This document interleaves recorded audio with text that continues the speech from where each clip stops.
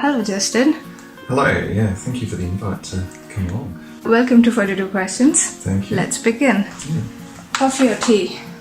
Definitely coffee. I drank way too much coffee during my PhD, but Melbourne's got a very good coffee culture as well, so yeah, definitely coffee. Coffee, okay. How did you start your day today? Being here in Germany for a conference, I'm staying a little bit out of town at a horse stud, so got up quite early and went and saw the horses, which was quite nice. Okay. And then made my way into town. So. Okay. Who was the last person you wrote an email to? I had an email from one of my students this morning showing me some data that he's analysed. It looks quite good, so I gave him a nice response to that and gave him some suggestions on what to do with it. So yeah, it's good start to the day. Okay. Which was the last conference you attended? I've been here in Reutlingen. I'm still not sure whether I'm pronouncing that correctly. Close enough? Yeah. For an MEA meeting, which has been really good. Quite a small conference, but really focused on one particular thing. So it's been really good to come along to it. Okay. Please describe your version of a relaxed weekend. Saturday morning, sleeping in. That's a good way to start a weekend. And I live not too far away from a beach, so in Melbourne. So heading through the city and down to the beach is quite a nice way to relax on the weekend.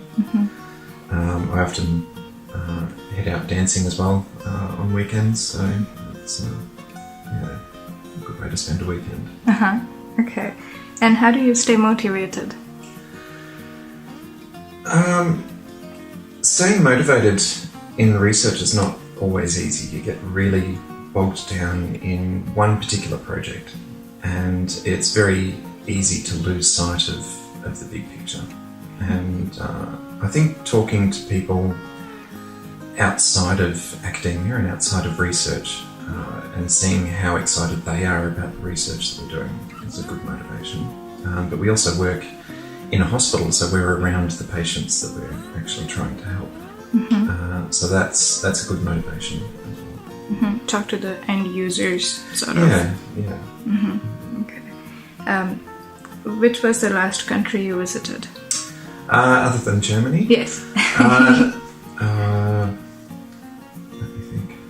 I was in New Zealand a little while ago, assessing a student's PhD thesis. That was an interesting trip. He passed. He did really well. But yeah, that was the last trip overseas. Okay. And a country you wish to visit? I've never been to South America. Okay. So a trip through South America, visiting a few different countries around there would be a quite nice trip, I think. Yeah. Okay. And which was the last news article or a scientific publication that you read which went you go, wow? I read one this morning, which was quite interesting, about a volcanic activity underneath a glacier in Antarctica, being a cause of glacial melting and decay over there. That was in Nature Communications, so that was quite an interesting read. I haven't got through all of it yet, but that was quite an interesting piece of research. That sounds interesting. Yeah, a little bit outside my field, but yeah, it's good to read outside your field occasionally. Yeah, and your top 3 journals, scientific journals of choice, which you definitely trust with content. Yeah, I don't know that I trust every paper that I read in every journal or even every paper in a single journal. But I enjoy reading Nature series papers because they've got a really good story to tell, and they tell the story and concentrate on the story rather than a particular result. And they're very entertaining to read. I read a lot of biomaterials journals, so biomaterials and tissue engineering are probably the 2 main ones that I read there. But I concentrate on the papers themselves rather than what journal they come from. The content is important, not It is. the messenger. Yeah, exactly. Okay. If you were to have dinner with 3 people, dead or alive, who would they be? I have 3 nieces and a nephew, so that's 4. I probably couldn't do that. They're lots of fun to hang out with, though. I think Michelle Obama would be an amazing person to have a chat with, and possibly her husband as well. That's one. And maybe Jacinda Ardern, the New Zealand Prime Minister. I think that would, having them in the same room would actually be would drive some really interesting conversations. So your nieces and nephews, one dinner, then Michelle Obama, the Obama couple, and the New Zealand Prime Minister. Yeah, we'll go with that. Yeah. All right. What's your guilty pleasure? Chocolate, without a doubt, chocolate. White or dark or milk chocolate? Yeah, I love chocolate. Okay. What is the best advice you received?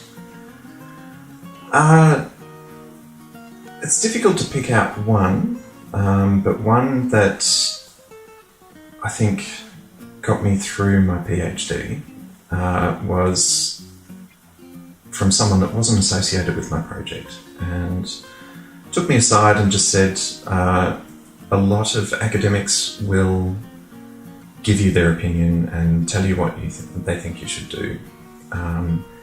They are not all experts in the field. You don't have to listen to them. And that's allowed me to challenge a few ideas and take different directions that others didn't necessarily agree with or didn't believe would work. And some of those things have really paid off. So I think that was a good piece of advice. Always challenge. Yeah, there's no problem with challenging ideas and thinking about people's motivations and biases when they're giving you advice as well. That's a very good advice. What advice would you give your 21-year-old self? Traveling back in time now. Yeah. I think I'm quite an introvert, so probably just talk to more people, interact more. I think that's probably good advice. Yeah. Okay. And what advice would you give your 12-year-old self? Probably the same, actually. And probably just have fun. I think that's quite important when you're younger, just to have fun and do what you enjoy. And advice to your 42-year-old self? Follow your instincts. I think that's a good way to make decisions, following your instincts and doing what makes you happy. Okay. And what advice would you give to scientists around the world? When you're presenting, think about who the audience is and what their background is, so that you can direct the way you present to those people. And also communicating science to people outside of science. I think that's a really important thing to do, so that the community understands what we're doing and why. And the more people understand what we're doing and what our motivations are, I think the better understanding they've got of science in general. Okay. And on the scale of 1 to 10, with 10 being we are there, where do you think gender equality is in science?